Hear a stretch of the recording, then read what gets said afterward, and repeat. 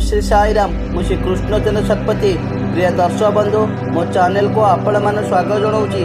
प्रिय दर्शक बंधु आज जानिबा सुखी विवाहिता दाम्पत्य जीवन पाई केते गुड़िए प्रभावशाली टिप्स।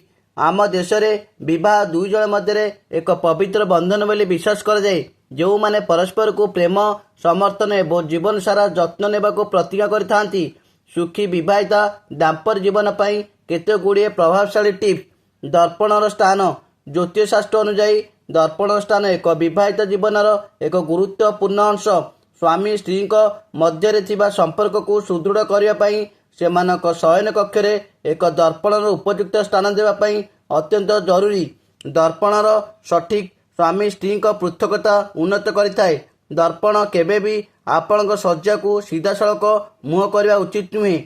शोइबा घर को लाइट रंग करंतु। Light green, light blue, light pink रंग द्वारा स्वामी स्त्री मध्य सुसंगतता और परस्पर मध्य प्रेम संपर्क वृद्धि हुए।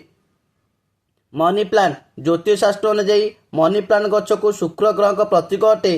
तेणु विवाहिता दंपति जीवन में सुख समृद्धि आनिबार यह बड़ भूमिका रही। लोक माने केवल धन वृद्धि पाई घर को मनी प्लांट आणती नहीं, बरम स्वामी और स्त्री मध्य संपर्क को मधुर करती। शोइबा घरे कौनसी देवता फोटो रखतु नहीं। ज्योतिष शास्त्र अनुसार विवाहिता लोकों एक प्रभावशाली प्रतिकार होउची विवाहिता दंपति माने शोइबा घरे कौनसी देवता फोटो रखा उचित नुहे।